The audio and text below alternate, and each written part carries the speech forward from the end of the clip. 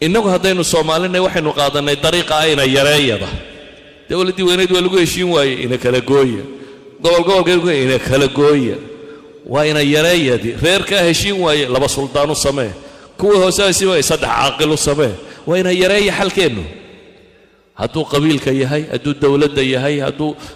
shirkadda yahay shirkadda xoolo la isku daraya say u buumuunsantay u shaqaynayso ayaa la odhanayaa labadii wadaadee haystay baa isqabtayoo way ku kala baxeen midna laba gaadh u qaatay midna laba gur u qaatay waa ina yareeya xalkeenu halka dunidu ay tahay mushkiladdu markay dhacdo war mushkiladda xal ma u helaynaa waa taasi caalam alislaam oo dhan maxaa ka jira magaal baa intuu yimi jabiyey maya caalam alislaam inaga isjabinay gaalkuna dabku inala huriyey mid qori inaga iibiya iyo mid ina amaahiya iyo mid yidhaahda adaa xaq leh horow soco waa ku garab taaganaya iyo mid yidhaahda qaanuunkan kugu taageeraya United Nationka sidaa yidhi wuxuu doonayaa kugu taageero isna dabaduu kaa riixay markaad jabtayna wuu ku daawado wuu kugu qoslay waliba markaad xad jabkaagu gaadhayna wuxuu yidhi waxbaa kuu yaran dhiman oo wisaaya baad u baahantay hay-adaha midoobay iyo inay kula taliyaan waxaan idiin sheegayaa Soomaaliya waxbarashadeedu dugsiyada hoose 900 oo saacadood buu ahaa curriculumkeedu 900 oo saacadood ayuu ninka in elementary school ka dhigta curriculumkiisu ahaa markay isdishay ee jabtay ayaa UNESCO timo waxay tidhi annaga idiin qoraynaa idinku dee waa waalateen ileene annaga idiin miyir qabno annaga idiin samaynayna manahijtii laakiin caqligiinnu rehabilitation buu u baahan yahay ma qaadi kartaane 540 saacadood baanu idinka dhigaynaa 540 saacadood syllabus ku salaysan ayaanu idin siinaynaa si aad wax u barataan idan markaad jabto waa lagu talinayaa si kastaba waa lagu talinayaa ilaahay aayadda markuu inoo tilmaamay war waa daciifaysaan oo awoodiinuna waa tegaysaa oo cadowgii ma idinka faa'iidaysanaya ha isqabanina ayaa haddana aayadda waxa lagu gabagabeeyay u fiirso wasbiruu ina allaha maca asaabiriin baa la yidhi dadku markay wada joogaan bini aadamku markastoo tiradu sii badato mashaakilkuna wuu la bataa ilaa bini aadamku qof waliba akhtaadiisii buu wataaye markastoo tiradu sii badato mashaakilkuna wuu la bataa dadka aan xalka aqoonini mashaakilku markuu dhaco sida loo xalilo dadka aan aqoonini waxay xal ka dhigaan nidaamka la yidhaahaa ina yareeya si xalku inooga yaraado kun nin baynu ahayn Soomaha waa isqabannay mal xal isbari weyne 400 iyo 600 inoo kala jabiya marka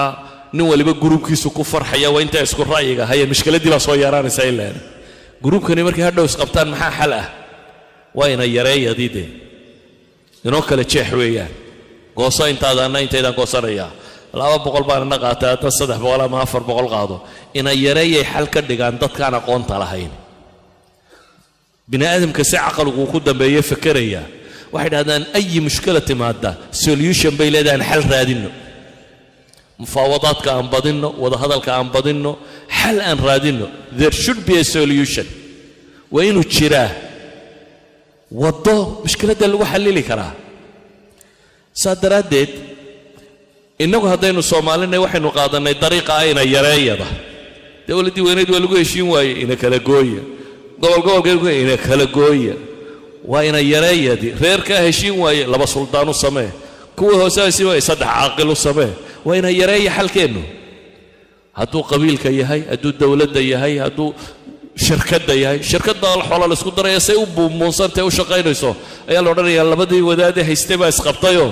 way ku kala baxeen midna laba gaadh u qaatay midna laba gur u qaatay waa ina yareeya xalkeenu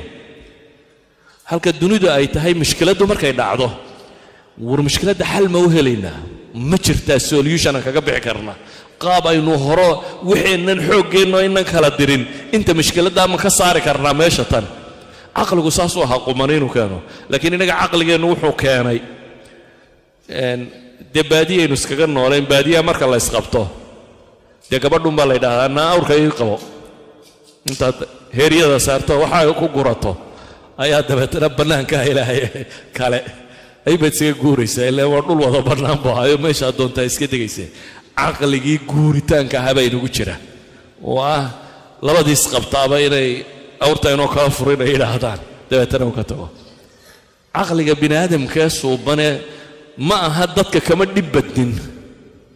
dadka badh baa moodaya soomaalidu inay mushkilad badanto waxaan u arkaa soomaalidu dadka ugu mushkilad yar leynayeen waa dad isku afa isku diina isku dhaqana waxay ku kala gedisan yihiin oo badanaanay jirin yes waa isyara duldulmiyeen ama xoolay kala qaadeen ama dhib baa dhex martay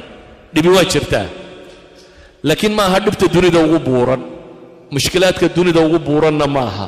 waa mushkilaad xal loo raadin karayo sida ogeed ilaahay aayadda wuxuu ku gabagabeeyey wasbiruu ina allaha maca saabiriin war sabra baa la yidhi sabra waa qaabka mushkiladda loo xallilo ha kala yaacine sabra